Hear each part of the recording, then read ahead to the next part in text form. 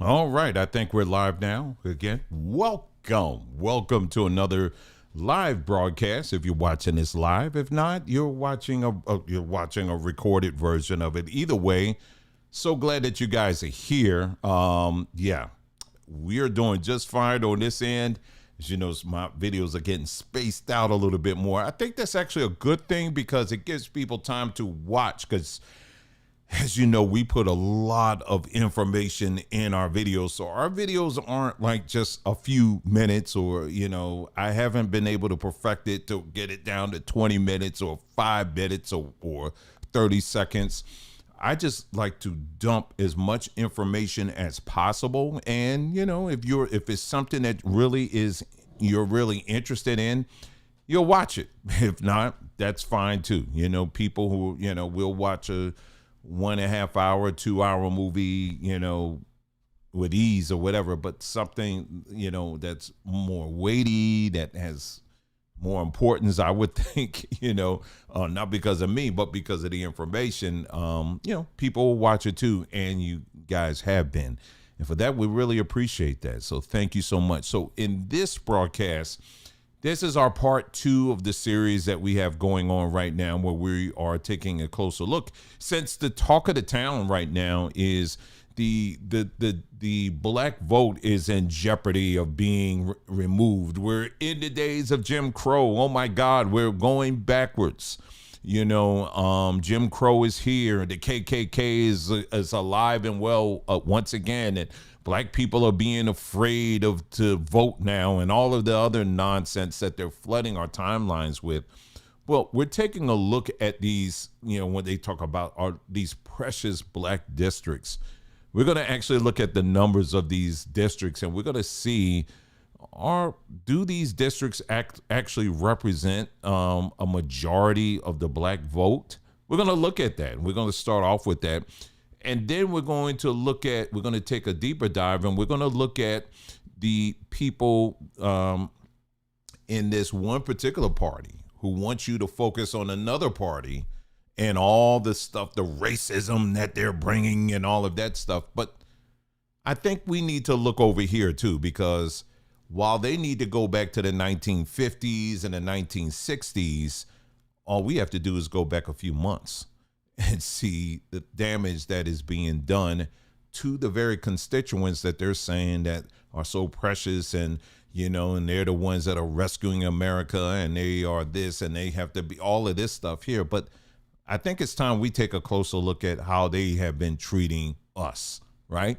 So that's what we're going to do in this broadcast. So without further ado, let's get some music going on. We're going to have give people time to get on board here. And let's go ahead and get started. Make sure you check out our website, sambatree.com. In fact, while we're waiting to get people on here, I'll bring something up on the screen so you can take a look at our website. Samba Tree says, we just want to thank you for rocking with the tree, from the root to the fruit, your family. Hey, we just want to thank you for trusting what we do. That box at your door, that love came through. You opened up the package, sunshine in your hand. You guys have been really jumping on this. The whole cloves. I'm telling you, take a look at that and why you need to have it in your life. You joined the vibe. Stepped into the rhythm of the Samba Tree. And yes, you can buy bulk.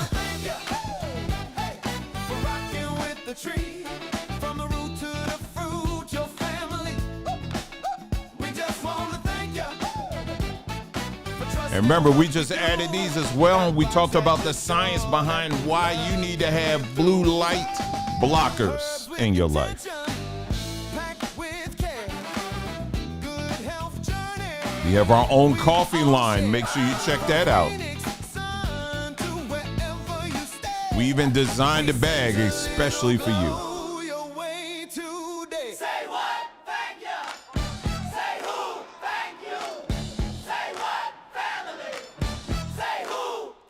You. When the tea starts steeping, oh, yeah.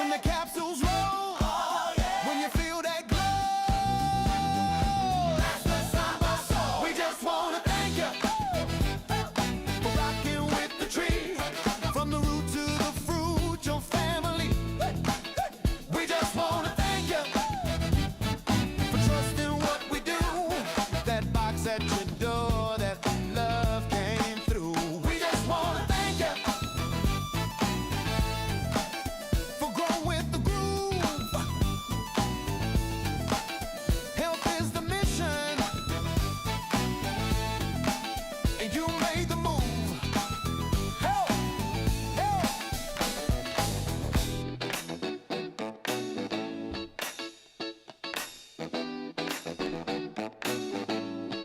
All right, there we go. Oh, yeah. Oh, we got another one. No, I got to turn that off. Hey, welcome. I hope you guys had a wonderful week. And we're getting, man, I tell you, months be moving, don't they? We're in the middle of May. We're in the middle of May. And, man, it's flying, isn't it? Well, I tell you what else is flying. The temperature out here in sunny Arizona, we already hit, I think the highest we've hit in southern Arizona so far is about 103, 105 or something like that. And when I tell you we felt every bit of it, I tell you, yeah, it was very warm to say the least. But I tell you what, and I'm outside, you know, on and off throughout the day. And so when I sit on that couch, it's all I wrote, not she, I wrote, all I wrote, because it's something when you're out there getting all that sunlight, and it's wonderful. So again, in our case, yeah, it's very, very hot. But even if you don't live in, you don't have to be in a hot environment to get the benefits of the sun. I cannot repeat this enough, melanated folks. If you are spending most of your time indoors in the day, you are not listening to your body.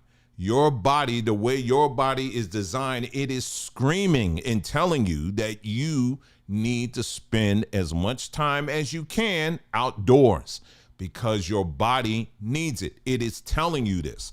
Just like if you have a sports car, your sports car, when you look at it, it's not telling you to go off-roading in a sports car. When you look at a sports car, it's telling you what? You need to drive fast, because that's what it's designed to do, right? Well, same thing with a Jeep. When you look at a Jeep, what are you looking at? I mean, a Jeep is designed for off-roading. It's not necessarily designed for speed. It's designed for off-roading.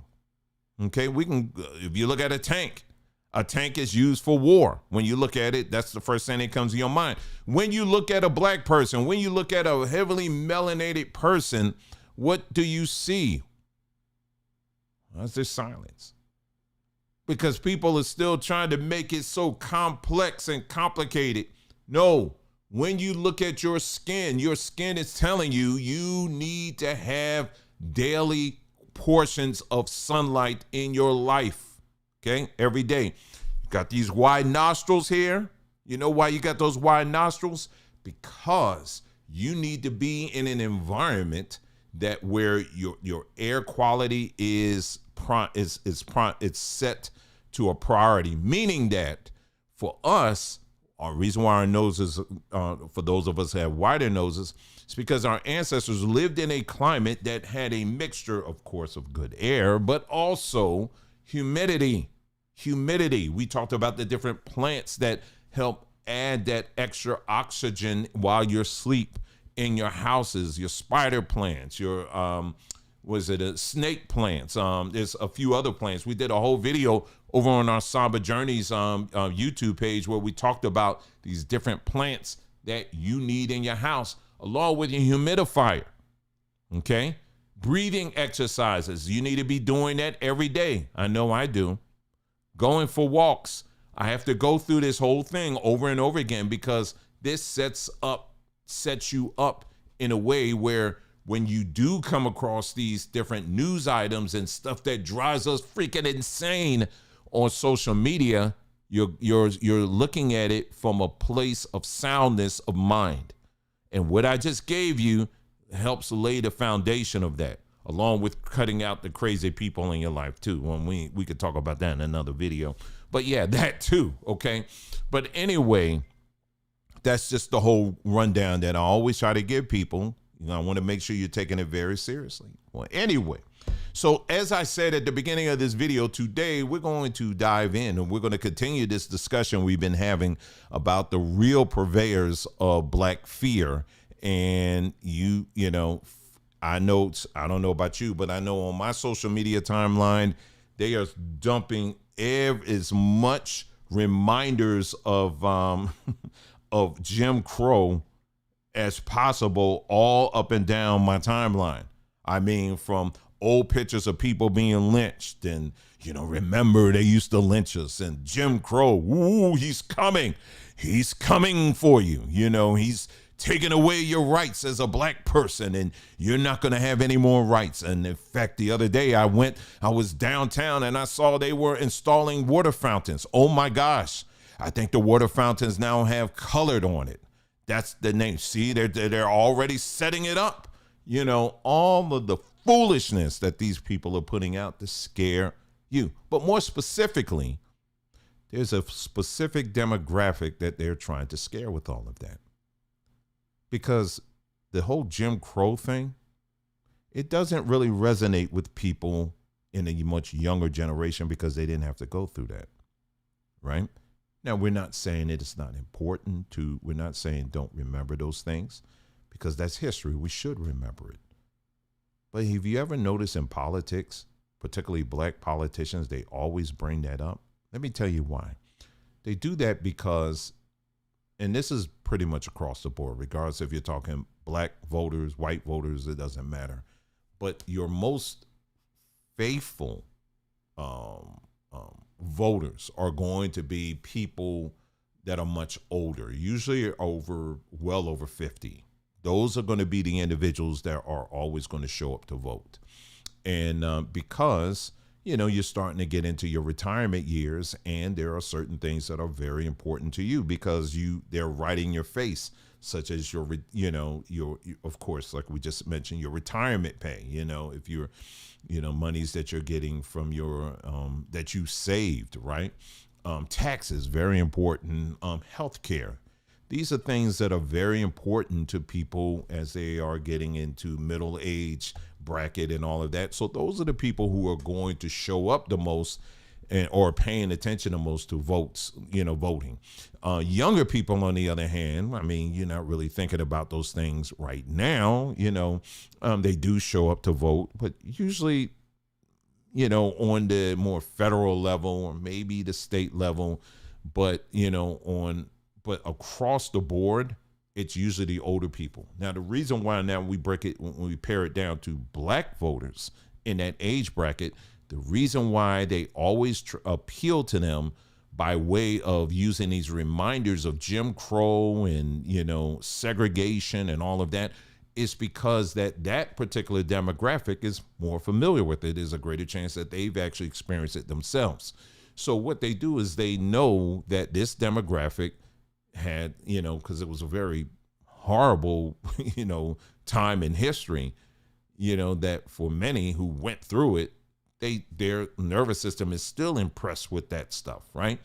So you have Black elected officials who know that, and so they're going to continue to play that card over and over again because they know that's what will get you back into the voting booth and voting for them, because according to them, they are the ones that are standing between Jim Crow and freedom. And, you know, and so you got to vote for these people, right? Well, I'm just here to tell you that I'm glad to see that more and more people are waking up, people like yourselves, who are starting to wake up and to really to ask these questions and all of that stuff and begin to hold these people accountable. And that's what we're doing here with this series, is that we're doing just that. Now, you know, just like in the last installment, in this installment as well, we are not at all suggesting that only Black politicians or Black people engage in this kind of behavior, because we've made it very clear that politics, the world of politics, let's just start and end here in America, is corrupt to the core. It is a corrupt system. And the only way that you are going to be successful in a corrupt system is that you yourself have to have some degree of corruptness in you. It's just what it is. There is no Mr. Smith goes to Washington that you vote for the right person and all of a sudden they're going to fix it on the inside. No, that doesn't happen. And unfortunately, as black folks, we are some of the very few people who still believe that somehow we get the right person in office, that somehow they're going to make a change on the inside and they're going to crash the system down and they're going to rebuild one, you know, in the image of a black face or whatever. But it doesn't happen. It hasn't happened in years, and it's never going to happen because the system from the core, from the foundation, is a corrupt one. And a tree will never abandon its fruit. It will never, a pear tree will never decide one day it's going to start growing oranges. That's not how it works, okay? And so you got to wake up to that reality there. And anyway, let's see. Now, what I've noticed when people leave comments on the, on our, in our chat, for some reason, it automatically does this. I do not do this. I don't know why it does it, but sometimes it will hide your comments. So that's just know ahead of time. That's not me. Ain't nobody on this side that's doing that. So as I look down, if I notice that, I'm going to just unhide it, right? Because I don't know. YouTube does it. I don't do that. Okay, so let's go ahead and get into it. All right, so shall we? So let's go to the post first. We're going to go to this post that I posted earlier today over on our YouTube page, on our community page. Let me go ahead and pull that up here. Let's see. There we go. And so I'm going to play for you a video in a little bit here. And I said, please help me to understand, how is it that individuals show up in mass to protect black voters from the ghost of Jim Crow, but when your former mayor and her boyfriend were defrauding black constituents, all goes quiet? City politics, regardless of the location, is notorious for being filled with corruption. So New Orleans is no exception. But this is what the black vote has been protecting. And this is exactly why folks are mad and flooding your social media feeds with endless references to lynchings from the early 1900s, references to Jim Crow, etc., etc., etc. Black folks talk more about the KKK than the KKK. Now, I'm going to get to this article in a moment here, but I do want to show you this video that I was kind of referencing here. Just give me a moment here. And I want you to see what I'm talking about. Black folks were showing up in mass. They still are over this whole thing about the redistricting stuff. So here's one video here. I'll just show you this. And here you got, here they go, showing up, showing out, and showing us how it's done. Okay, let me get this up here.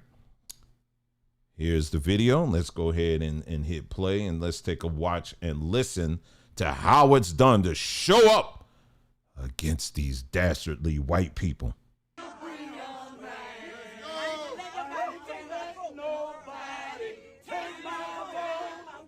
Turn me around. Turn me around.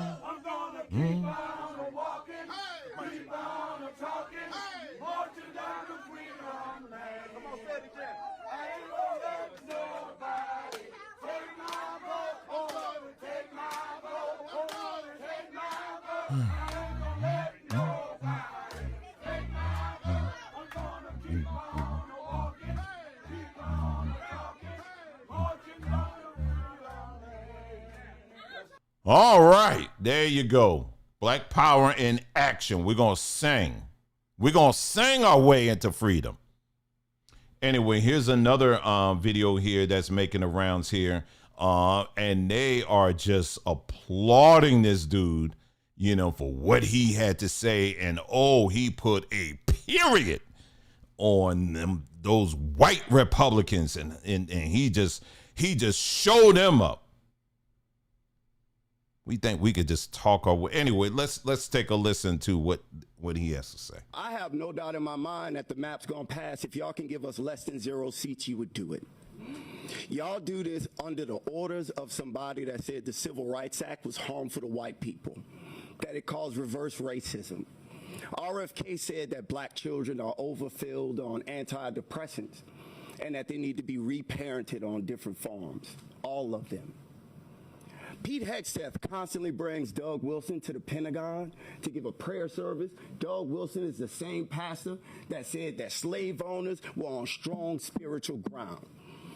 I don't have no belief in no morality on anybody that followed Donald Trump. If you wasn't with this map, you wouldn't be underneath this president. You wouldn't be in your party. You would stand up, you would stand against it, you would speak out about it. So as far as I'm concerned, if you here as one of these Trump Republicans, you already showed us who you are. You showed us what you want to do. And I believe the country as a whole is rebuking your party. Y'all are in a death spiral. That's why y'all have to redistrict. That's why y'all have to cheat. That's why Trump got to go to Texas and say he entitled to 5 more seats. It's because y'all know what y'all doing is abhorrent.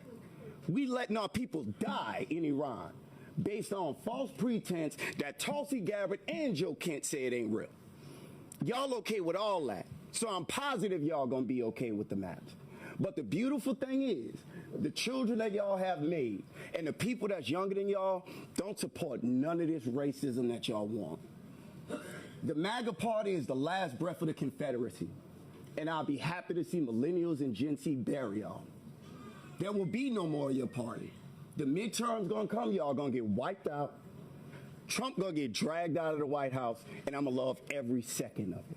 Because y'all loved every second of the suffering that he caused to everybody in this country. And worldwide, we starve in Cuba. We bomb Nigeria. We holding Zimbabwe and Zambia hostage for their minerals. We don't want to give them aid support. The pro-lifers that say all life is special, y'all letting kids die of AIDS. What part of your Bible say that? Point out the scripture. I think everybody would love to see it. And we would love to see y'all in the midterms.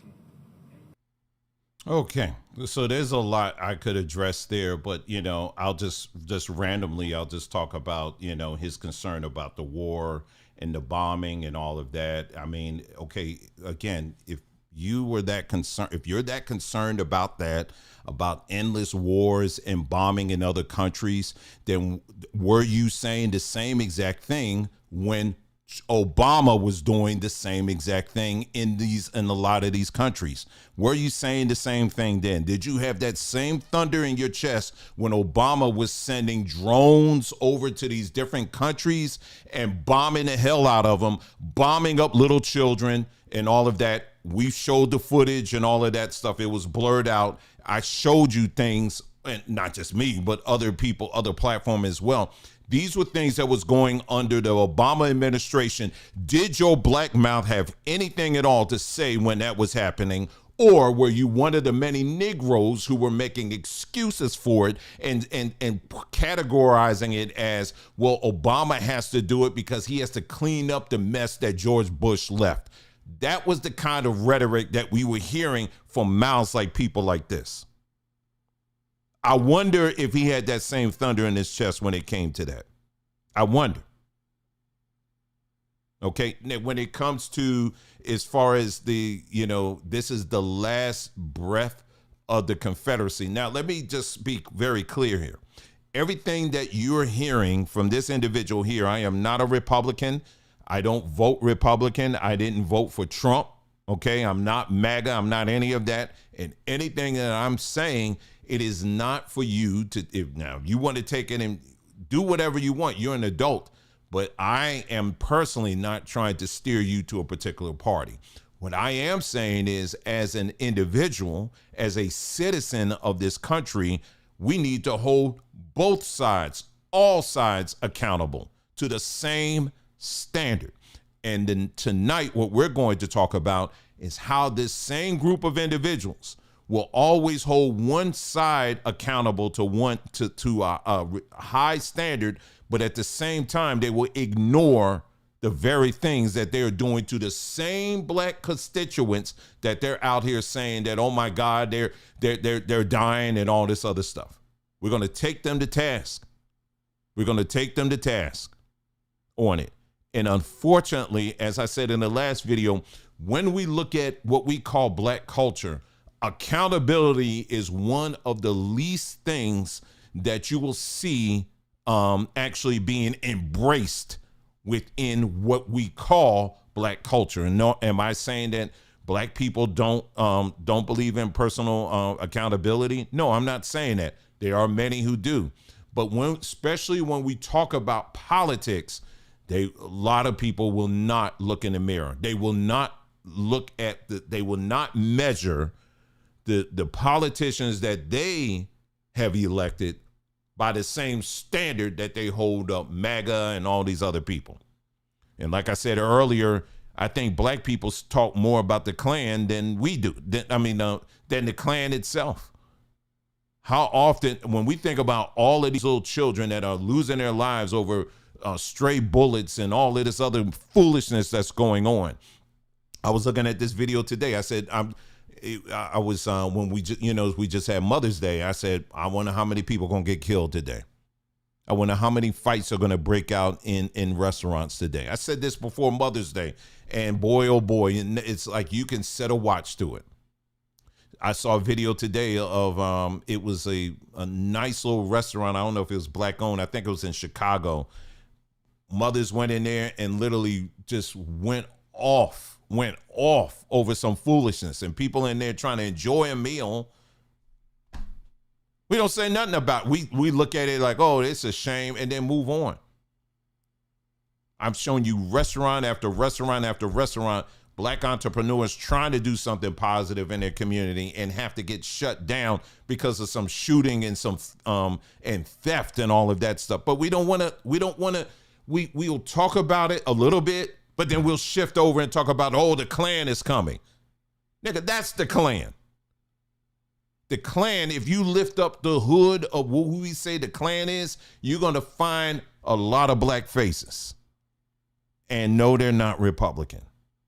And so tonight, what we're going to look at, the examples I'm going to show you, all of these folks are Democrats. All of them are. All right. So let's go ahead. With that being said, let me take you and look at what was it? Oh, let me take you back to that to the post that I did earlier on our community page here. Where did I put it? It is, where did I put that post? Where did I put it? Oh, is this it? Hold on. Okay, here it is. Here it is. My bad. Okay. I was like, man, come on. I didn't get rid of it. Okay, here we go. So this is from an article, and I linked to it. Okay. So, as you know, the Supreme Court decision was based off of a legal case that took place down in Louisiana. And so I want you to take a look at the history. And as I said in the post, when we look at big city politics, it doesn't matter if we're talking Louisiana, New Orleans, if we're talking, Georgia, Detroit, or Chicago, or LA, it doesn't matter. It doesn't matter who's in charge. Big city politics is just, it comes with corruption, regardless of who's in control. But what we tell ourselves is that somehow if we get black folks in charge, that all of that miraculously goes away. And we know ourselves that's not true. So it's time to stop the BS and begin to start holding ourselves accountable and start looking at what really goes on in some of these cities. So I figured let's look in New Orleans. All right. And this is down in, and we're looking at, this is from an article, like I told you. And I had a link to it. Louisiana leaders indicted since 2000, a timeline of corruption, crimes in Metro New Orleans.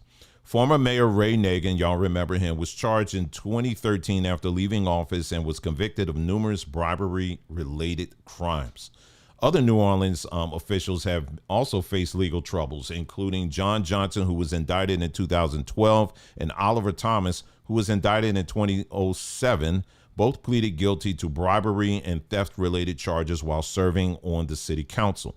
Renee Gill Pratt, who was indicted in 2011, was convicted after her council tenure and served jail time.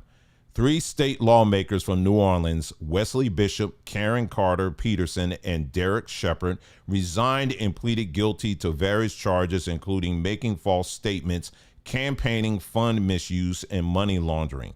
Bishop was indicted in 2020, Peterson was indicted in 2023, and Shepard was indicted in 2008. School board members Elenice Brooks Sims, who was indicted in 2010, and Ira Thomas, who was indicted in 2015, both pleaded guilty to breaking the public's trust and were sentenced to jail. Now, again, this is just in one town. That's just in one town. Now, going back to that young man who had all of that thunder in his chest about the redistricting. Did you show up for those hearings?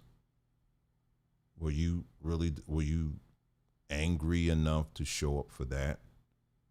Did you post any videos? Did you talk about? What did you do? What was your response to that?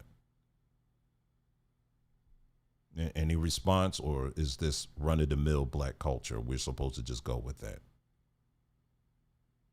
Well, anyway, let's go to, I'm just going to read something to you because I was just curious about this.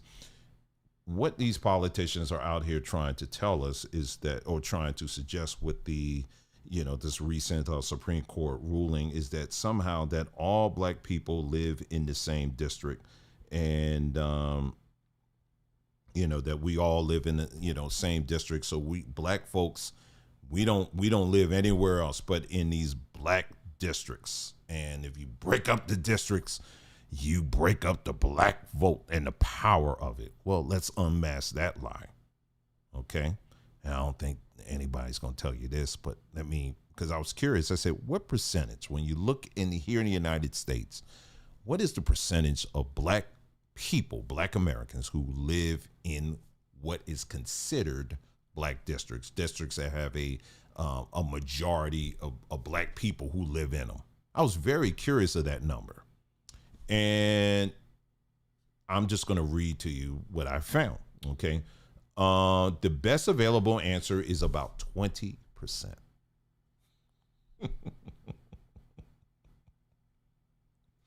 20%, ladies and gentlemen. 20% of black people live in what would be considered black districts. And that's roughly 1 in 5 black Americans live in majority black neighborhoods, when black district is defined as a census tract where at least 50% of the residents are black. A 24/7 Wall Street analysis of U.S. Census data used the exact definition: predominantly black census tracts where black residents are at least 50% of the population, and reported that 19.5% of black Americans nationwide live in majority black neighborhoods. What are we talking about? So these 20%, they represent 20% of the black voter, 20%. But we're to believe that somehow the redistricting that's happening now, it's destroying the black vote. This means that most black Americans do not live in majority black neighborhoods. Most live in mixed majority white, majority Hispanic, suburban, rural, or otherwise diverse areas. Folks, if you've been listening to anything that I have been telling you on this platform, I have been saying this repeatedly, that most black people do not live in black districts. They do not. There is a thing called black flight, where black folks are literally fleeing these black districts because of the historic BS that we had to put up with over and over again with every clown ass nigga that gets up there and makes a promise that they're going to do something only for it to come out that they are just as corrupt as the other guy. So what happens? Black folks move to these white areas, and the white areas are predominantly, in many cases, what politically? They tend to be Republican. Yeah, you know, the Negroes that move out to the suburbs, you're leaving us behind, you know, that kind of, you know, that talk, right? Listen, I grew up with this. I know what I'm talking about. I didn't need the data. I didn't need all this stuff. I saw it with my own eyes. Many of you have seen it with your own eyes. I've seen this play out over and over and over again. So this idea that they're putting out here, that somehow that black voters are losing power because of the redistricting of these areas where only 20%, Wall Street Journal has it at 19 point something percent of black people that live there. If you're so concerned about the breakup of the black vote, you should have been saying something a long time ago when black folks were moving away from these areas. But nobody stops to ask the why question. Why are black people choosing to move out into the suburbs to take our chances living with these so-called very racist white people in these very racist counties and districts? Why is that happening? Let me ask you, why is that happening? Why are black people doing that? Will somebody even dare to ask that question? They won't. Nobody don't want to ask that. They don't want to ask that. That question will never get tabled. It will never show up on the table. It won't show up on anybody's podcast because people are too afraid to talk about that. But you and I, we live it every day. We know. We know. We know the reasons. We know why. And I'm not going to sit up here and try to sit and say something foolish like you're more or less black if you live here or there. I don't care about it. Nobody's saying that here. My point is that this is the truth. But these are the things that people don't want to talk about. Anyway, one of the things that's happening right now in New Orleans is, again, I'm wondering if this young man even showed up for this. The former mayor, what's that, Latrell? I hope let me get her name right here. Hold on for a second. Cantrell. Well, she is still under a lot of water because this woman was doing all kinds of stuff with the people's money. And they're trying to do their investigation, and she's out here trying to block the evidence of her fraud trial. This woman was doing all kinds of stuff. Did he show up for that? Did the young man, did they sing? Did those older people, did they show up? Ain't nobody gonna take my vote away. Hey, vote away. Hey, vote away. Did they show up for that? Did they sing for that? Did they show up for that? I want to know. Did your asses show up for that? Are they showing up for this trial? Of course not. Because there is something that has been placed in the minds of a lot of our people, unfortunately, that we are to tolerate our own foolishness. That it's acceptable. But we can never accept the same stuff from white people. Notice, I'm not defending white people. I'm not even sitting up here and saying white people or this, that, or whatever and putting them on a podium. I'm not doing that at all. I'm just asking, where is our standard? That's all I'm asking. Or do we only reference the standard when we get caught doing something wrong and then our first response is, but the white man do it. That's your standard. Anyway, so let's go a little bit deeper because tonight, like I said, I wanted to focus on, because I got to do this in parts. I have to do this in parts because you got to see just how, I don't even know what the word is, depraved. evil, self-hatred. I don't even know what you pick the word that these politicians are.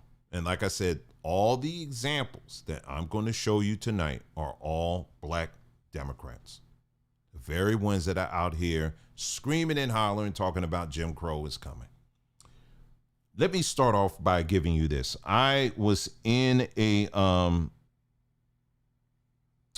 I'm in a store, Sam's, that's where it was. I was in Sam's. And I've seen this example play out over and over again. Some of y'all have seen this too. And you know, COVID, the whole COVID, the big COVID scare, that was years ago, right? But even now, I'm still seeing the people that I see older white people doing this, but I always can count on mostly older black people doing this.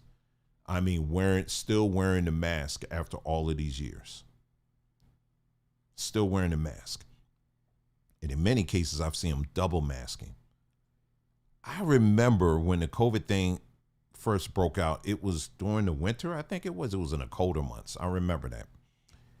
And I remember telling my wife, I said, man, I wonder how these people, because, you know, if you followed us on this platform, we were strong. We did not advocate the mask at all, because it's something that promotes in your body is called hypercapnia.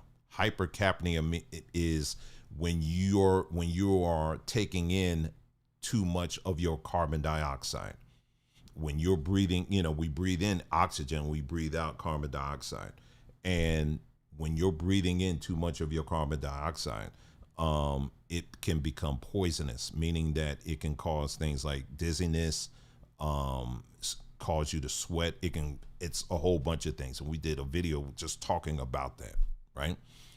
And so I remember telling my wife, I said, I wonder what's going to happen when it gets warm out. I wonder, because that's going to be the true test for me to see if people will, you know, still going to be wearing these masks.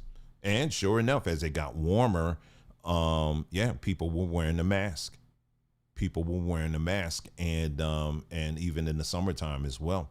And, you know, I would go into stores sometime and they'd be like, you got to wear your mask.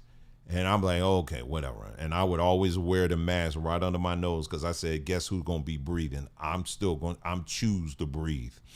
And, you know, most stores I went into, they ain't care.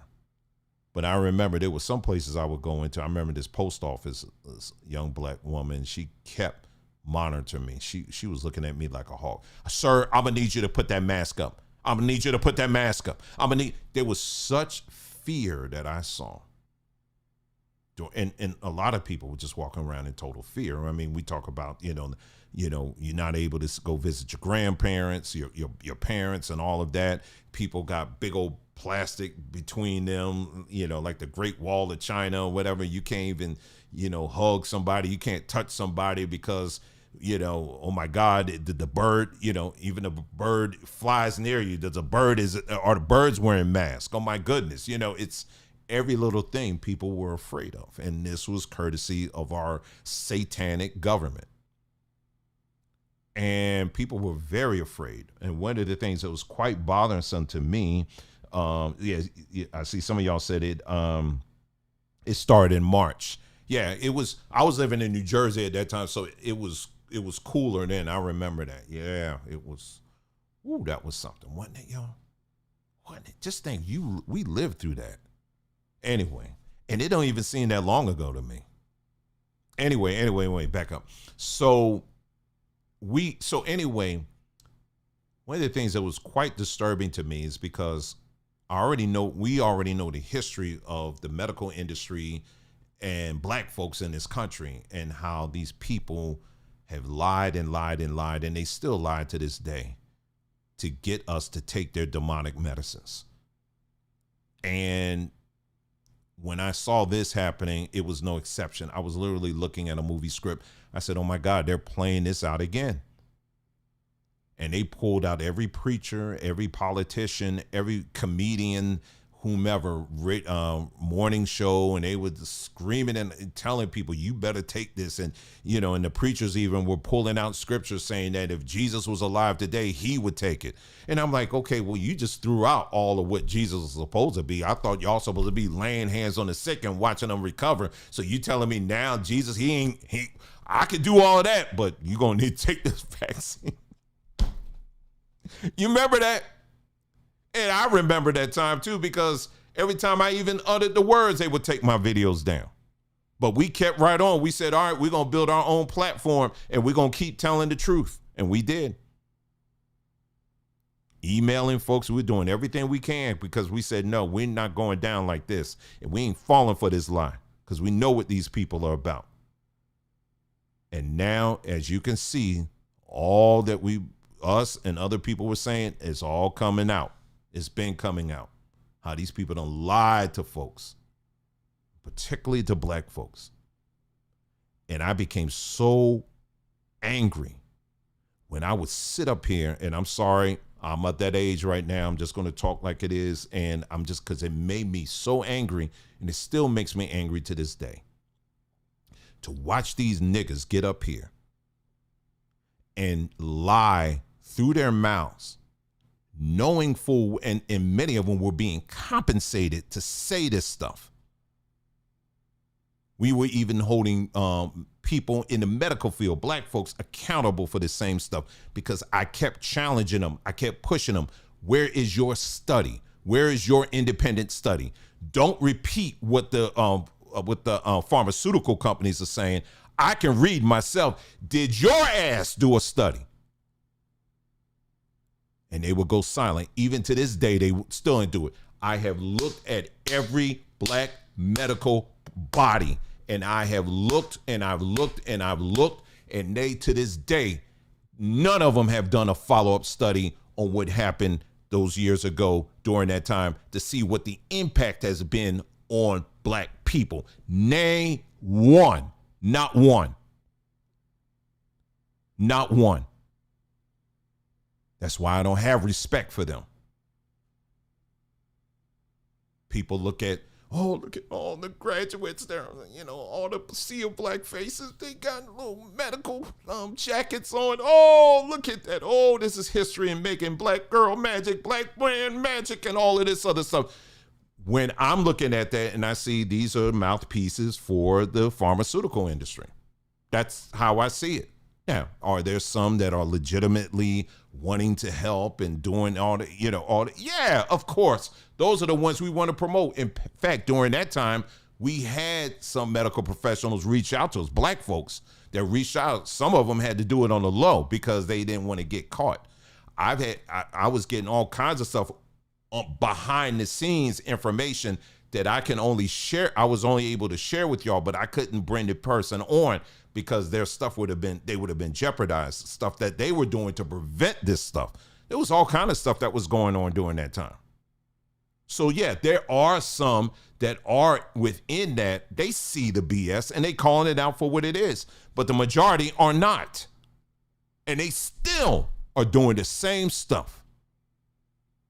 Feeding our elders this high blood pressure, diabetes medicine, and lying in their faces, telling them that they are sentenced to a lifetime of high blood pressure and diabetes medicine because that's just who you are. Because God, when he made everything, even though your Bible says that when he made everything good, but for some reason he didn't make the black man good. He didn't make the black woman good. So therefore you are sentenced to take high blood pressure and diabetes medicine for the rest of your life from the pharmaceutical companies, the same companies that experimented on you over and over and over and over and over again. And black folks fall for this stuff all the time. And we're pleading and begging, Mr. Government, sir, please don't take away my Medicaid. Don't take away my Medicare. We're still begging the same racist people. We're still begging them for a solution when nature gives us everything we need. I'm going somewhere with this, okay? Just to let you know. So with that being said, So with that being said, what's happening? So these politicians specifically got out here and they literally scared the hell out of these people. Anyway, let me get back to my example of the black woman that was, you know how when you going out of you coming out of Sam's and they got to scan your cart and make sure you ain't taking nothing and all that stuff, right? So there was a black woman. She's wearing a double mask. Y'all, I'm in Arizona, okay? Arizona, I just said the other day it was over 100 degrees. She's wearing double mask. And it was my turn. She's scanning or whatever. And, you know, everything's wrapped. When you go into Sam's or any other grocery store or whatever, everything's boxed and wrapped and everything else. And so she was like, can you touch the stuff for me and move things around for me or whatever? I was like, sure. She said, cause child, I don't believe in touch it. I can't touch anybody's stuff because I ain't trying to dirty anything up. And I looked at her, I was like, what you mean dirty anything up? Everybody else touching it. Why can't you touch it? And she said, well, you know, I'm just saying, because I don't want to infect nobody. I don't want to get nobody sick. I don't want to dirty it up with my hands. I was like, you the only black woman up here and you talking like this. I said that in my mind, but, you know, it was too hot and I was trying to get out of there. And I just shook my head and kept it moving. My point in bringing that up is I looked at this woman. I said, wow. There are a lot of people just like her in her age bracket, because she was definitely older than me, that are still walking around in fear because of the lies that these people told our people back then and are still telling them. Well, if you think that makes you angry, let's take a look at how far these lies went.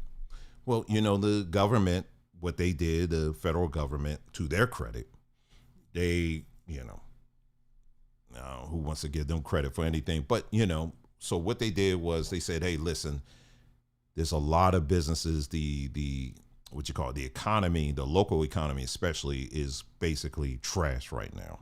And so you got particularly small business owners who are losing a lot of money because of this whole COVID thing, right? And again, there's always a backhanded thing. The government never gives away anything free. I mean, there's always a little asterisk by it. But anyway, in this case, they gave away millions and millions of, not billions of dollars, you know, to people who all you had to do is claim, hey, listen, my business has been impacted by, you know, the COVID and all of that, and I need some help. So all you had to do is just let them know, fill out some paperwork. They really weren't doing any background, anything. And people were getting upwards to $20,000, just like that. And so people figured it out, and, you know, they were profiting big time off of it. And like I said at the beginning of somewhere earlier in the broadcast, and I'll say it again, the actions that I'm describing were not just committed by black folks. So if you come here and you have very sensitive and you think I'm just saying only black folks were doing this, that is not what I'm saying. You have plenty of white people and other races that was engaged in this fraudulent behavior all over the place. That is very true. Okay. But tonight we are putting the focus on individuals, specifically individuals who were elected by black individuals, black folks, the precious black voter. We want to see how this particular side treated their precious black voters. Okay. And so what I'm going to do is I'm going to go through very quickly a whole lot of examples, first with articles, and then we're going to look at a few videos here that I put. This is just a small sampling, you guys. This is just a small sampling of the different examples of black elected officials. And then there's going to be some other things I threw in there as well, but primarily black elected officials who took money that was supposed to be set aside for individuals who, and you also have black businesses as well, who were suffered as a result of the whole COVID thing. But yet they took that money and did other things with it. So let me go ahead and pull that up here, and let's take a look here. And we're just going to do, like I said, this is just a very quick rundown here. Let's see. So that was I already talked about that article here. Let me get the right article and let's begin. All right, so let's go here and pull that up here. All right, so let's take a look at this. U.S. Representative Sheila Sherfilis, I hope I'm saying her name right, McCormick of Florida, indicted on charges of stealing $5 million in disaster funds. Let's see, charges of accusing her of stealing $5 million of federal disaster funds and using some of that money to aid her 2021 campaign, the Justice Department said Wednesday. The Democrat is accused of stealing federal emergency and management agency overpayments that her family health care company had received through a federally funded COVID-19 vaccination staffing contract, federal prosecutors said. A portion of that money was then funneled to support her campaign through candidate contributions, prosecutors allege. Using disaster relief funds for self-enrichment is a particularly selfish, cynical crime. And then they go on, right? And yeah, so she's in a lot of trouble right now. She's in a whole lot of trouble right now for doing that. Now, some people may say, well, you know, she just is using it for her campaign and all that. It's wrong because, no, that money was slated for people who were actually suffering. That's what it was for. Let's move on. Georgia lawmaker allegedly took $13,000 in COVID unemployment benefits while working up to 3 jobs. Another Democrat, Georgia state lawmaker, has been charged with COVID fraud. Dexter L. Sharper, a member of the Georgia House of Representatives, was charged with making false statements to fraudulently obtain thousands of dollars of emergency pandemic unemployment assistance payments. According to U.S. Attorney Hertzberg and court documents in 2020, in response to the forced closures of businesses and unprecedented economic hardship resulting from the COVID-19 emergency, the U.S. Congress created, okay, we already know all of that, right? While many of its constituents and fellow citizens were losing jobs and desperately needed unemployment assistance during the pandemic, Representative Sharper allegedly pretended to be out of work to collect a share of unemployment benefits for himself. It violates the trust of citizens and weakens faith in our elected government. All right, that's Georgia. Here's another one here. Ex-Georgia lawmaker pleads guilty to lying to collect pandemic unemployment. Let's see. A former Georgia House member pleaded guilty Wednesday to lying to collect federal unemployment benefits during the pandemic. Karen Bennett's guilty plea to one count of making false statements to collect $13,940 has been expected after waiving indictment on January the 5th. She resigned from the House just before being charged. Bennett, 70, was first elected in 2012. Bennett's lawyers asked her to be sentenced Wednesday, and they go on, right? Here we go. Bennett was the second Democratic House member to be charged with lying to obtain federal unemployment assistance during the pandemic. Representative Sharon Henderson, a Covington Democrat, you see, all of these are Democrats, was indicted in December on charges of theft of government funds, making false statement, and accused of illegally collecting $17,811 in unemployment benefits. Let's move on. These are, like I said again, these are just quick samples. Charlotte City Council member indicted on federal charges. Charlotte City Council member Tijuana Brown and her daughters have been indicted on federal charges, according to a press release sent by the U.S. Attorney for the Western District of North Carolina. The charges were made public the morning of Thursday, May the 22nd, hours after Brown sent an early morning press release saying she expected to face federal charges. Brown was elected to the city council in 2023 and represents District 3, covering most of West Charlotte. She dodged questions. Let's see. I am not here to be. Okay, let's see. According to allegations in the indictment, between April 2020 and September 2021, the defendants conspired to execute a scheme to defraud the SBA, the Small Business Administration Economic Injury Disaster Loan, the EIDL program, and its Paycheck Protection Program, and obtain COVID pandemic relief funds for their purported businesses through the submission of loan applications that contained false information or false documentation. It is alleged that these false documentation generally included fake and fraudulent tax forms, among other misrepresentations. It is further alleged that the defendant submitted false statements to obtain forgiveness of the PPP loans. In total, the defendants allegedly submitted at least 15 applications and falsely obtained at least $124,000 in connection with their scheme to defraud. This is your black representation, you guys. I don't know who this is sitting next to. He's got a shirt that says blessed by, I don't know. Bro, literally not the right shirt to wear. Stonecrest mayor. Former Stonecrest mayor convicted of fraud, disqualified from running for city council. And he's also a fraternity member too. The DeKalb County Board of Registration and Elections disqualified Jason Larry from running for Stonecrest City Council at its September 10th meeting. Larry was recently released from federal prison and is under supervised release following a conviction for stealing COVID-19 relief funds from the city. The election board also canceled Larry voters registration due to the conviction. Larry, okay, and then it goes on. Let's see.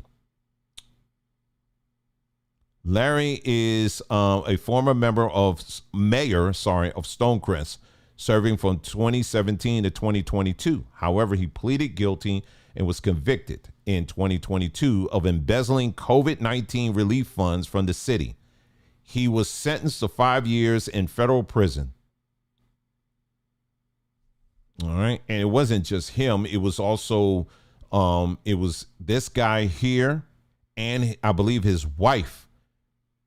It was three of them that got arrested. This guy here too. And him and the mayor, I saw the picture, but due to time I didn't get it. But they're both part of the same fraternity.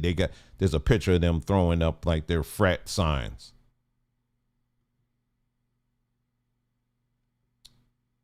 I think I covered this one. Oh, no, I didn't. This is in California. On May the 9th, 2025, a former employee of the California Employment Development Department, which administers the state's unemployment insurance program, and her former boyfriend were sentenced to federal prison for fraudulently obtaining hundreds of thousands of dollars in COVID-19 pandemic-related jobless benefits. So while you have black folks out here that were sick and dying, these niggas were out here stealing money from black folks that were sick and dying out here, and that don't piss you off. But yet you got these people out here singing, ain't nobody gonna turn me around. You ain't show up for that. You ain't gonna show up for this. Nobody's talking about this because they don't want to. You don't want to talk about this, but we're gonna talk about it. Because see, we ain't gonna forget the amount of people, and even to this day, I still see many of our elders who are still walking around in fear because of that event. Meanwhile, they're walking in fear. You pocket it off of their fear. You pocket it off of their fear, and nobody's holding that accountable. But yet we're supposed to be all shaking in our boots. And let me tell you something. A lot of these Negroes that are on social media right now trying to scare black people to death and saying they're taking away your vote. Let me tell you something. Most of those Negroes don't even live in black districts. Okay, if we're going to be honest about it. Most of those Negroes do not live in black districts. They own property. They own land in areas where it's majority white.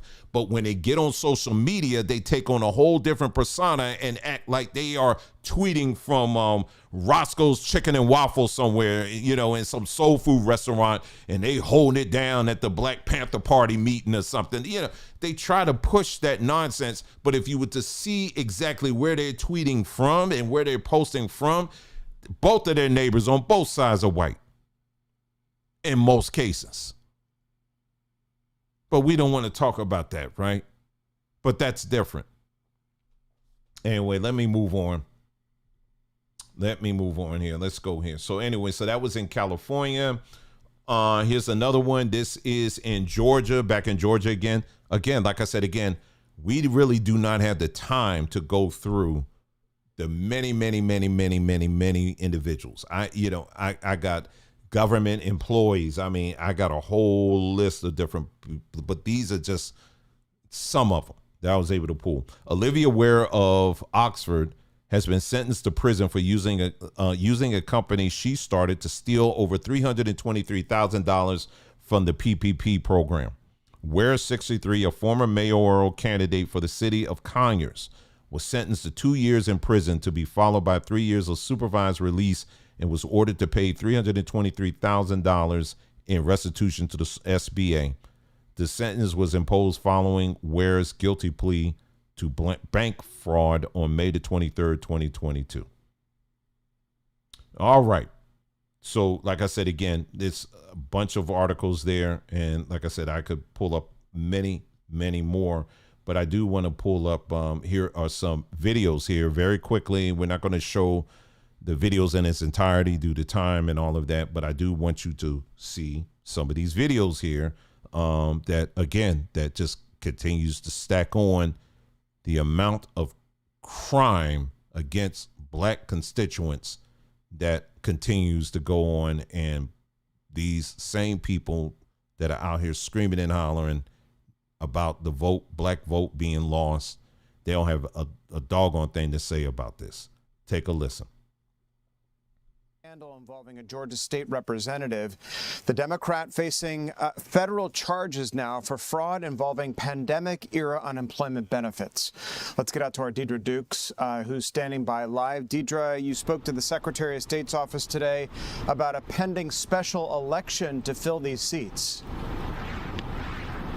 Yeah, to fill several seats here in the state of Georgia, across the state, actually, because so many lawmakers are resigning for personal or professional reasons. We're joining you now from DeKalb County, Tom. As you said off at the top of the show here at the 3 o'clock hour, here in DeKalb County, residents just are rocked to their core by news that one of their state lawmakers resigned suddenly just yesterday amid some federal fraud charges that she is now facing.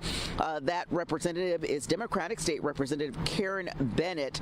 A federal grand jury indicted the Georgia lawmaker on fraud charges on Monday. Now, she allegedly obtained nearly $14,000 in fraudulent pandemic unemployment benefits, and it's the latest in a string of legislative resignations in recent months, with several lawmakers leaving office for personal reasons or to pursue higher office. And this has triggered a wave of special elections across the state. And as of Tuesday, we were told that 5 special elections in Georgia are either underway, that would include out in Cherokee County. They're scheduled or awaiting the official order from Governor Kemp to formally call the election. That, of course, includes one of the highest profile races, that of the seat vacated by Georgia Congresswoman Marjorie Taylor Greene late last year. We learned this afternoon that the special election to... Anyway, so that's one there. All right, let's move on, because I told you I'm just going through there. We kick off tonight's speed feed with a new layer in the Atlanta City Hall corruption scandal. Atlanta's former contract compliance officer pled guilty today to wire fraud and filing false tax returns. It's part of the ongoing bribery scandal in city government that has sent 2 high-level employees to jail already. Larry Scott accused of receiving $220,000 as a business manager for Cornerstone U.S. Management Group while also working for the city of Atlanta. Cornerstone had close ties to Mayor Kasim Reed's brother, Tracy Reed. This all happened between 2012 and 2017, but Scott was still working for the city until last week. Now, I don't think this one had direct impact on direct connection to the PPP loans, but he's still defrauding. The corruption investigation into Atlanta City Hall is picking up some momentum. Early on in this investigation. All right, they're going there. Okay, so let's move on. This is Pink Book Lessons, and she's talking about somebody else here. Or the next 2 videos is going to be from her channel. I am Shalitha Robertson, and I want to serve as your Superior Court judge. For more than 30 years, I've served the public as a police officer, a public defender, and a city attorney. I love America. I respect the Constitution. I'll be effective, efficient, fair, and firm. I will be an interpreter of the law, not an advocate. I am Shalitha Robertson, and I'm ready to be your judge. On May 20th, vote Shalitha Robertson. Experience we can trust. That was over 10 years ago when Shalitha the scammer was vying for votes. She wanted to be a Fulton County judge. Just imagine this woman becoming a judge, and she stole millions in PPP money and threatened to take the life of her best friend and partner in crime after the friend took a plea deal and cooperated with the feds against her. I don't know, Shalitha will fit right in with the other corrupt politicians of Fulton County, from Fannie Willis, who she donated money to Commissioners Marvin Arrington and Natalie Hall chasing balls. We're about to get into Shalitha Robertson, who went from an Atlanta police officer to a public defender, then a city attorney in Atlanta. And now she'll be spending time in a federal penitentiary after scamming the government out of millions in C-19 money and using that money to buy a bright pink Rolls Royce and live a lavish lifestyle. The total scheme is worth about $15 million, initially reported as $7 million, and that money got her 7 years behind bars. Now I want you, as you hearing these stories, think about all those older black. So now that's what, when I see these older black folks out here wearing these double, triple masks, still living in that fear because these bastards out here were scaring them, meanwhile scamming them at the same time. This is what infuriates me. This is what I think about. Let's go to the next one.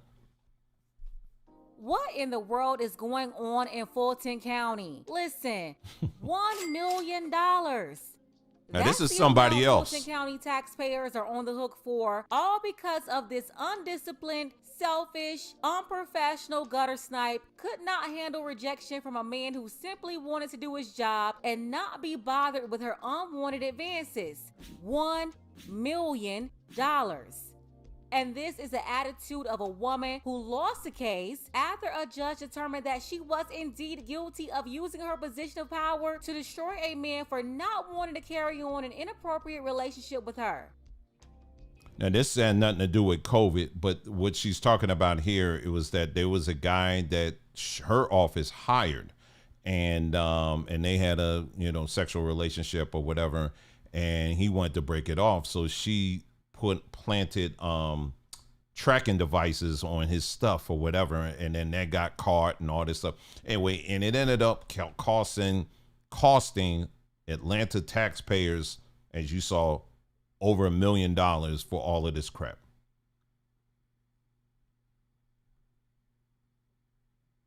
Owning machine guns and committing wire fraud, just two of the charges on which a federal grand jury has indicted Atlanta's former chief financial officer. Jim Beard served under former Mayor Kasim Reed, resigning when Keisha Lance Bottoms took office in 2018. The 8-count indictment alleges Beard used thousands of dollars in City of Atlanta funds for personal expenses, including trips for himself and his family. He also is accused of blocking an IRS audit and using public money to purchase 2 custom-built machine guns, which are illegal for citizens to own. U.S. Attorney B.J. Pack accuses Beard of abusing his position and the public's trust in order to commit federal crimes for his own gain. Previously, Atlanta's ethics board also... All right, move on. Now only on so machine guns, custom machine guns. Protection program keeps growing at one South Suburban police department. A Markham police officer quit the force after the Fed shined the light on her PPP loan application. The officer is accused of forging tax documents for a fake catering company. Let's get right to CBS 2's Jermont Terry live in Markham. And Jermont, she's not the only officer under investigation for fraud. Yeah, Joe and Erica, as it stands tonight, city leaders know of 3 officers who are under the radar of the feds for PPP fraud. That includes that one officer who, after 12 years on the force, stepped aside to avoid some jail time. Rayshonda Lewis served the people of Markham as a police officer full-time since 2011. Yet last month, she quickly resigned. The city welcomed that resignation. That's correct. Officer Lewis stepped away from her $83,000 a year job because, according to federal documents, she applied for a PPP loan for $20,000 and submitted false and fabricated documents, including IRS forms claiming she owned a catering business, which grossed $97,000 during 2020. Yet the feds say Lewis knew none of the foregoing facts were true. To have someone wearing a badge to take advantage of a program, that's concerning. Markham City Administrator Derek Champion says the federal government first contacted the city about their probe of Lewis in December, and within weeks, she struck a deal. She resigned at that point. The federal case against Lewis is sealed, but through an open records request CBS2 submitted to Markham, we're able to show the documents the feds provided to the city. They include the agreement Officer Lewis signed where she admits to breaking the law, but she avoids jail time and a conviction on her record if she completes 80 hours of community service with probation. All right, Happening next right one. now, a former City of Atlanta official convicted of bribery, money laundering, and a long list of crimes is in federal court. Mitzi Bickers was one of several officials implicated in that corruption scandal under former Mayor Kasim Reed. She was accused in 2018 of steering city contracts in exchange for bribes. Her attorneys do plan to ask the judge to consider her public service work during her sentencing, while prosecutors. No, that wasn't COVID related, but she's a city official, again, taking the money of the people and steering it for her own purposes. Here's another one. Well, the mayor of East Point is charged tonight in a case of alleged corruption involving COVID relief funds. Mayor Monique Owens is accused of lying on an application to get thousands of dollars for a business she owns. 7 Action News reporter Brett Cast is in East Point now with the case against her and why she is no stranger to controversy. Well, this is not the first time the mayor has faced criticism, but in the past it's been from residents about comments and behavior at city council meetings. This time, the allegations are far more serious, and they're coming from the Macomb County Prosecutor's Office. What I consider to be outrageous claims.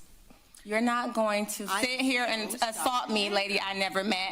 Don't call my name because I don't know what book you're reading, and I don't care. This is East Point Mayor Monique Owens at a city council meeting back in September, arguing with residents during public comment, not letting them speak.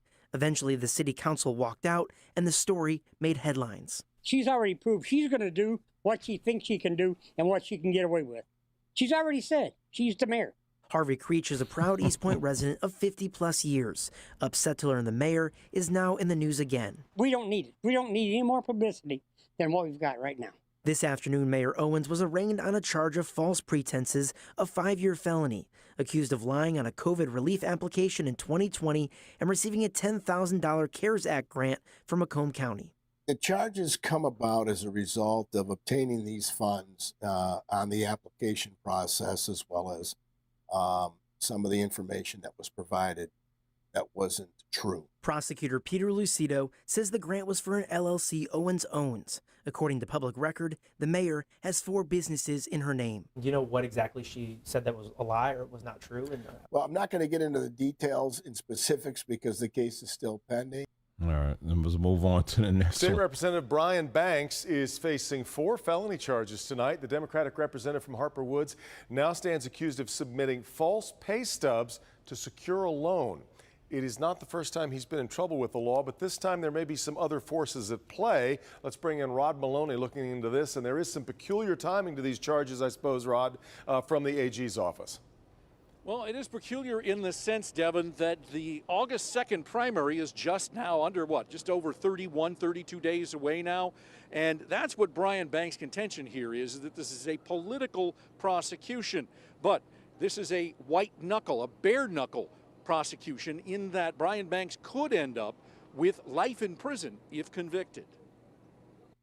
District 1 State Representative Brian Banks wore a long face in 36th District Court today at his arraignment. No wonder. He's up against very serious felony counts of uttering and publishing, false pretenses to defraud or cheat in a financial transaction, falsely stating his financial condition, and there's a tough capper, habitual offender status from previous convictions. It stems from Banks borrowing roughly $3,000 from a credit union to study and take the state bar exam back in 2010. It's a crushing blow to the head of the Detroit House delegation, who's made enemies in Lansing for opposing things like the governor's DPS bailout and the de-insurance bill Mayor Mike Duggan backed.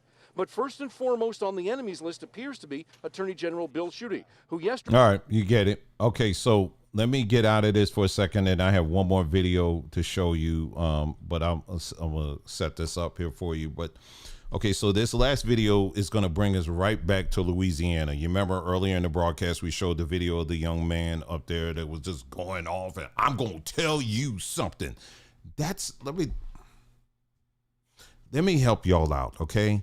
Let me bring you up to speed. The whole I'm gonna read the room thing. That is not power. That is not power. It looks good. It's the illusion of power. It's only an image of it, okay? It's the cover of it. It's almost like buying a book that has an awesome cover, but then when you open a book, there's nothing in it. That's what we look like all the time when we're like, yeah, because I'm going to tell you something, and I'm going to read you, and I'm going to tell you, and you do all of that. Meanwhile, what they doing?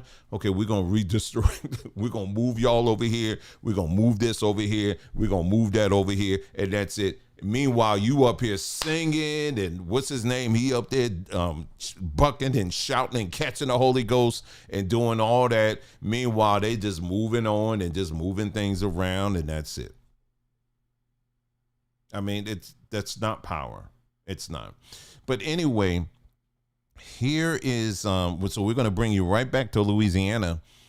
In this story here, this has nothing to do with COVID, but here you have is a black woman who was working in a particular office dealing with the finances, and she started noticing something that just wasn't adding up.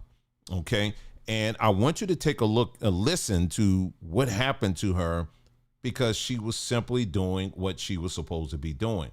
And let's go to that video, and I think we'll be pretty much done for the evening. Let me get this out here, and here we go. This 10-page lawsuit filed Wednesday lays out what former New Orleans city employee Sune Villavaso claims led to her wrongful firing at the hands of top leaders at City Hall. They said just your services were no longer needed. That was Villavaso back in May, a month after being fired. She spoke exclusively to WWL Louisiana Chief Investigator David Hammer. So what did you find? There was payroll fraud. According to her federal lawsuit, during her time as director of the Office of Workforce Development, quote, Villavaso discovered instances of payroll fraud and the misuse and misallocation of ARPA funds by city employees. ARPA funds are federal dollars that were given to the city for COVID relief. The lawsuit claims the, quote, Director of Administration and Planning for the City of New Orleans was ignoring the protocol for the disbursement of ARPA funds. Separately, the lawsuit claims Villavaso, quote, learned of possible payroll fraud by certain career coaches in the Office of Workforce Development. According to the lawsuit, one of them, quote, submitted timesheets falsely reflecting work for the city that she did not do, but for which she was paid by the city. Later, the lawsuit claims Villavaso discovered another employee, quote, committed payroll fraud by falsely claiming that she attended and was paid for attending the Louisiana Wind Energy Week conference. According to the lawsuit, Villavaso reported, quote, such illegal conduct to numerous city employees and officials, including Mayor LaToya Cantrell. In the end, the lawsuit claims, quote, the City of New Orleans fired Villavaso in retaliation for her objections to and attempts to remedy the city's false claims and illegal acts and practices. The mere fact that we did all of that hard work, and for us not to be treated like we mattered or given due process is a problem. There was no comment from the city Wednesday, but in a statement to WWL Louisiana back in May, a city spokesperson said, quote, the City of New Orleans did not terminate any employee in retaliation for raising allegations of payroll fraud. Villavaso sees it differently. The lawsuit is asking for her job back or a payout, among other damages. Mike McDaniel, WWL Louisiana. So this woman actually saw the fraud and stuff that was going on within government. This is in New Orleans local government, which is Democrat. Again, she saw it. She tried to call it out. They canned her. So these stories that I've presented to you in this broadcast, these have been out. But not too many people are willing to put them all together in one video like this and say, let's look at it. We're not going to look at it piecemeal. We're going to look at it all together in one conglomerate, if you will. We're going to look at this thing and we're going to ask ourselves, is this what black power looks like now that, you know, we have fought so hard to get these seats, but this kind of stuff happens a lot. And don't give me the whole thing about white people do it. I don't care what white people do. We're supposed to be, quote unquote, better than them, right? We're supposed to be better. Our standards are supposed to be higher. But why is it that every time your hand gets caught, the first thing you want to do is compare yourself to their lowest standard? That's what you do all the time. And this thing that we call, again, black culture, it always pivots to that. Instead of saying, you know what? We have to establish a standard now where we see that you're out. Why is it that the federal government has to always step in? Usually it's the federal government that has to step in and clean this stuff up because the locals ain't going to do it. They ain't going to say nothing. They ain't just going to status quo. Everything's going to be the same. So to recap, early in the video, in this broadcast, we talked about only 20% of black voters actually live in a majority black district. Only 20%. That means the remaining 80%, we live out with everybody else. So this lie that they're breaking up, they're diluting the black vote, that's been happening for years. That's been going on since the 70s. This is not anything new. And again, everything I said tonight isn't for you to see, and that's why you need to vote for Republicans. And nobody's saying that because they're just as corrupt to the core too. And we've talked about this. They're not just doing this. They found a good argument to push their gerrymandering stuff. But I don't like the gerrymandering stuff at all because it's a game. It's like a shell game. You know what I mean? So I don't like it at all because politics is dirty. And politics, as we said, is by default corrupt at the core. And if you're going, regardless of who you vote for, I don't care what they look like. I don't care what they sing like. I don't care who their parents are. It doesn't matter. It doesn't matter. It is a corrupt system. It's almost like believing that you are, that the next leader of the mafia, you're hoping that one day the next leader of the mafia or whatever, he's going to be a good guy. He's going to make some changes and he's going to make that organization one that the community can really be proud of. As silly as that sounds, that's exactly how we look when we're looking at the United States government and we're hoping and believing we can just get that one person that's going to clean it all up. It's not going to happen. Republicans are learning the hard way with Trump. Trump with his whole, I'm going to drain the swamp. Little did they realize that Trump is the swamp master. Okay, that's what they're finding out now. And but yeah, you cannot change the system. It's not. Now, does that mean that we're in a hopeless state? No, we're not. Those that are, as you begin to see the BS, you're going to move to higher ground. If you don't like BS, you're going to move away from it.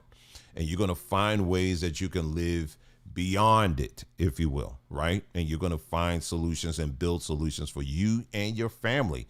That's what people do. That's what normal people do. But to sit around and to still sing these old civil rights songs and we shall overcome and all of that, it doesn't work. All right. It doesn't work. It really never did. That's the secret. It really never did. And if you took a look at that video that I played earlier with them singing and all of that, I could count on one hand the amount of black people I saw in there. Everybody else was white. And that represents perfectly the demographics of what we see today, where black people actually live. Anyway, so I hope you got something out of this broadcast, and we're going to continue on with this conversation. The next one, we're going to delve even deeper into the amount of the continual corruption for the very people that said that they are protecting our votes.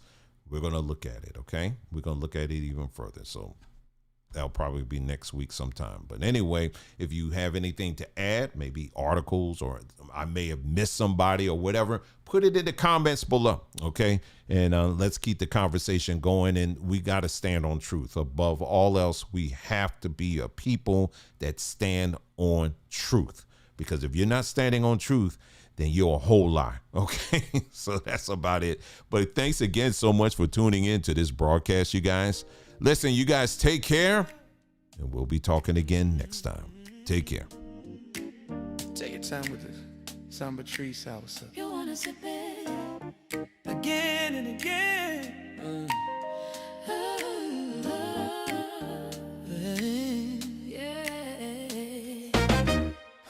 From the leaf to the bottle, yeah, we slow it down. No rush in the process, we let love come around. Yeah. Sun on the flavor, lime in the blend. Once you taste something real, you don't play pretend. Ain't no shortcuts, ain't no disguise. You can see it in the color, taste it when you try. Grown folks sip, yeah, it hit just right. Daytime cooler or warm late night. If you know, then you know what I mean. When it's brewed real slow, keep it clean. Let me tell you what it is, my friend. Brew, not power.